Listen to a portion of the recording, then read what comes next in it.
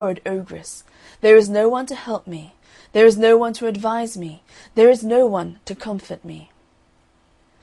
As she was lamenting thus, lo! Thunder and Lightning appeared like a flash, for the banishment laid upon him by the spell had just ended. Although he was angry with Parmetella, yet his blood could not turn to water, and seeing her grieving thus, he said to her, "Traitress, what makes you weep so?" Then she told him of his mother's ill treatment of her, and her wish to make an end of her and eat her up. But Thunder and Lightning replied, "Calm yourself and take heart, for it shall not be as she said." And instantly scattering all the seeds on the ground, he made a deluge of ants spring up, who forthwith set to work to heap up all the seeds separately, each kind by itself. And Parmetella filled the sacks with them.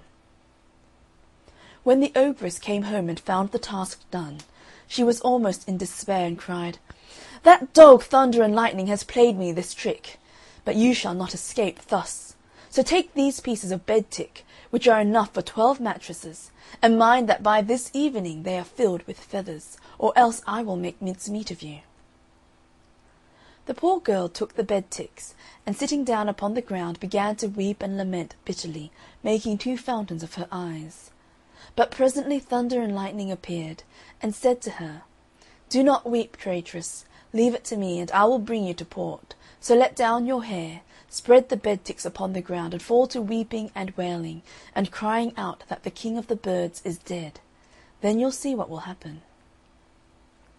Parmetella did as she was told, and behold, a cloud of birds suddenly appeared that darkened the air. And flapping their wings they let fall their feathers by basketfuls, so that in less than an hour the mattresses were all filled.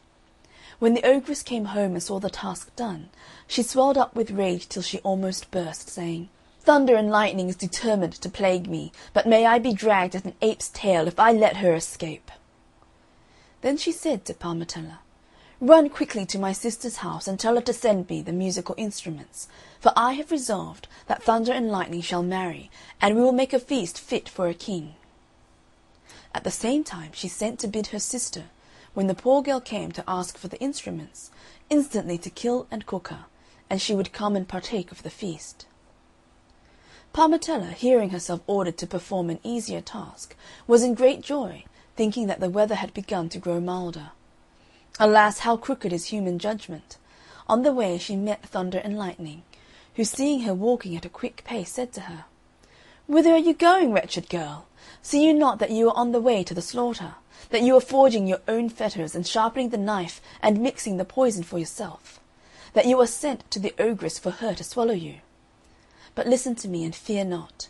Take this little loaf, this bundle of hay, and this stone, and when you come to the house of my aunt you will find a bulldog, which will fly barking at you to bite you. But give him this little loaf, and it will stop his throat.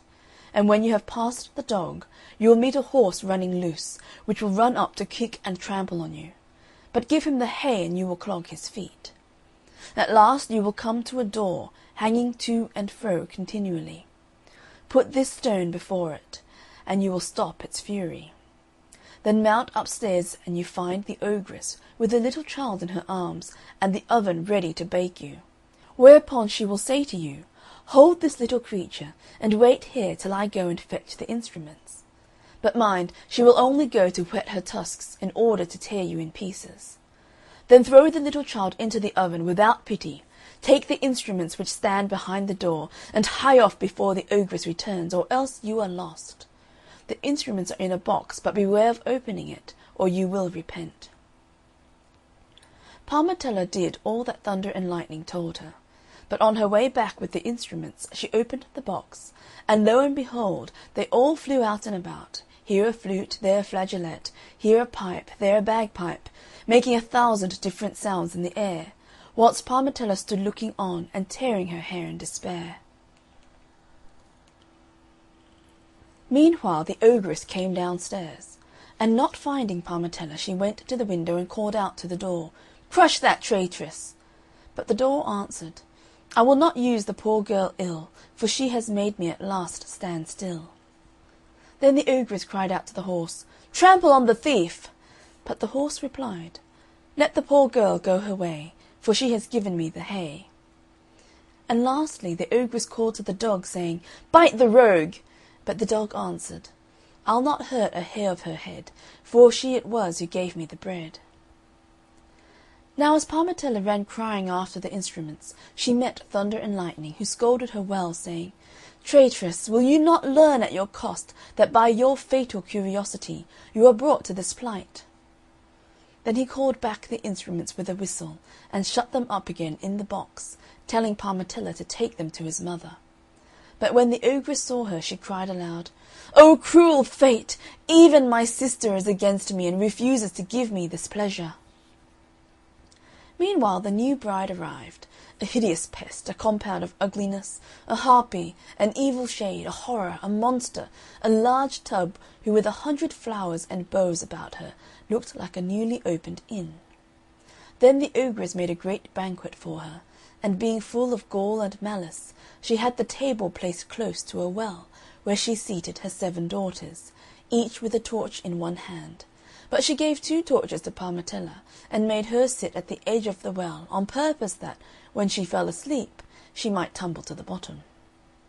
Now whilst the dishes were passing to and fro, and their blood began to get warm, Thunder and Lightning, who turned quite sick at the sight of the new bride, said to Parmetella, "Traitress, do you love me?" "Ay, to the top of the roof," she replied. And he answered, "If you love me, give me a kiss." "Nay," said Parmetella, "you indeed who have such a pretty creature at your side. Heaven preserve her to you 100 years in health and with plenty of sons." Then the new bride answered, "It is very clear that you are a simpleton, and would remain so were you to live 100 years, acting the prude as you do, and refusing to kiss so handsome a youth, whilst I let a herdsman kiss me for a couple of chestnuts." At these words the bridegroom swelled with rage like a toad, so that his food remained sticking in his throat. However, he put a good face on the matter and swallowed the pill, intending to make the reckoning and settle the balance afterwards. But when the tables were removed and the ogress and his sisters had gone away, Thunder and Lightning said to the new bride, "Wife, did you see this proud creature refuse me a kiss?" "She was a simpleton," replied the bride, "to refuse a kiss to such a handsome young man, whilst I let a herdsman kiss me for a couple of chestnuts." Thunder and Lightning could contain himself no longer. The mustard got up into his nose, and with the flash of scorn and the thunder of action, he seized a knife and stabbed the bride, and digging a hole in the cellar, he buried her. Then embracing Parmetella, he said to her, "You are my jewel, the flower of women, the mirror of honour. Then turn those eyes upon me, give me that hand, put out those lips, draw near to me, my heart, for I will be yours as long as the world lasts."